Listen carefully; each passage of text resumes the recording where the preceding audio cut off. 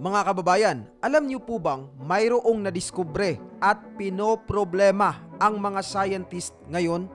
Ito ay isang pambihira at misteryosong particle na tumama sa ating mundo at naglalaman po ang particle na ito ng napakalakas na enerhiya, as in sobrang lakas. Namataan ito noong 1991 at tinawag ng mga scientist na "Oh my God particle" dahil nga ito ay kakaiba at sobrang lakas ng enerhiya. At sa taong 2023, may nadiskubre at nakita na naman ang mga scientist na isang napakalakas na particle, mas malakas pa kumpara sa natagpuan noong 1991. Dahil nga ito ay napakalakas, pinangalanan nila itong Amaterasu particle. Si Amaterasu ay goddess of sun ng Japanese mythology. Ang malaking katanungan po ngayon, ano nga ba talaga ang particle na ito?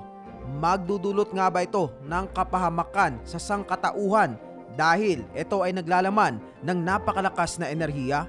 Well, gusto mong malaman ang buong kwento? Tara, pag-usapan natin yan.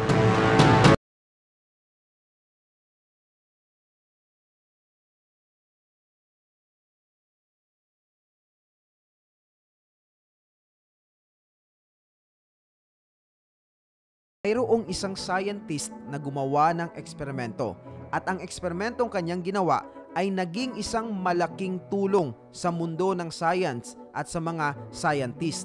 At siya ay walang iba kundi ang sikat na physicist na si Victor Hess. Nais malaman ng taong ito nung mga panahon na yon ang level of radiation mula dito sa ibaba papunta sa itaas. At para nga malaman ang level of radiation dito sa ating mundo, kinuha niya ang kanyang ginawang instrumento at siya ay sumakay sa hot air balloon para siya ay makarating sa itaas. At habang siya ay pataas ng pataas sa himpapawid, napansin niya na pataas ng pataas din ang level of radiation sa kanyang instrumento. Noong mga panahon na yon ay naniniwala pa ang mga scientist at ang ilang mga eksperto na ang pinaka-source ng radiation ay ang ating mundo. Ito po yung paniniwala nila noon. Kunwari, ito po yung Earth na source ng radiation. Tapos, ito ka. Ngayon, kung ikaw ay nakadikit sa Earth, exposed ka sa radiation.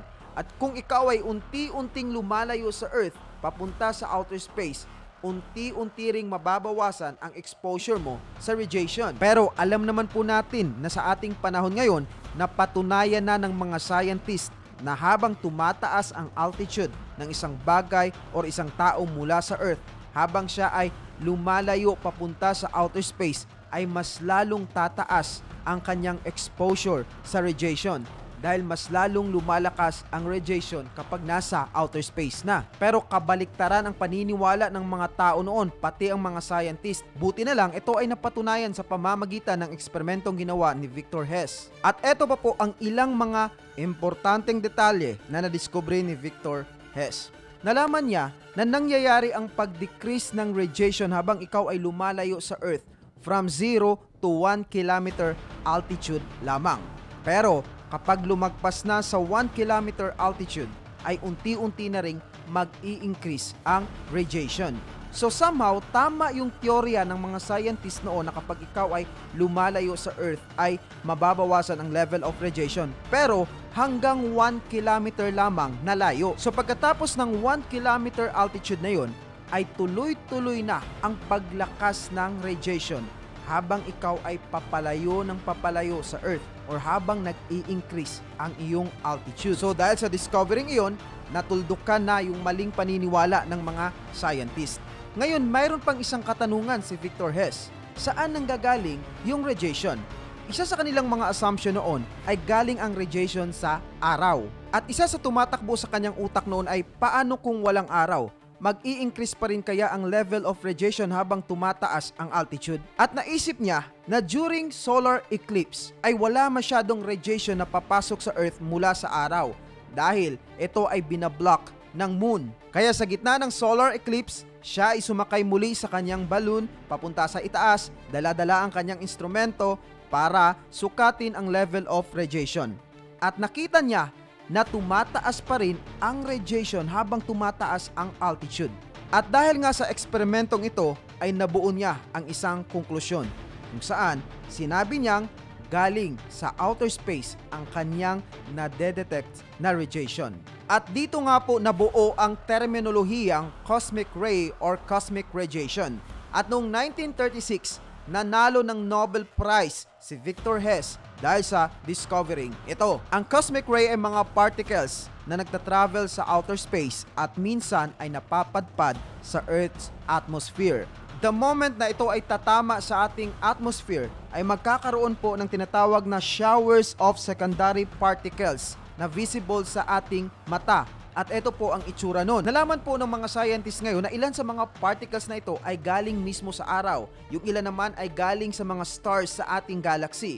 At yung iba naman ay galing pa sa malayong distansya sa ibang galaxy na. At dahil nga po sa advancement ng ating teknolohiya sa ating panahon ngayon, dahil sa presensya ng mga napakalinaw at napakalaking telescope at dahil sa mga napaka-high-tech na mga sensors, ay madali na lang para sa mga scientist na i-identify ang pinanggalingan ng isang cosmic ray. At hindi lamang na-identify kundi nasusukat na rin nila ang enerhiyang taglay nito. At sa website na ito, pinapakita po ang ilang mga birthplaces or source ng mga cosmic rays. Kung saan, natatanaw natin dyan na yung iba ay galing sa black hole, galing sa araw, galing sa supernova, galing sa nebula, at marami pang iba.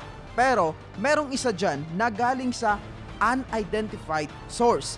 Dahil mayroon pong ilang mga cosmic ray na magpahanggang ngayon, hindi pa rin ma-identify ng mga scientist kung saan ito galing. Particularly yung dalawang significant sa kasaysayan ng science.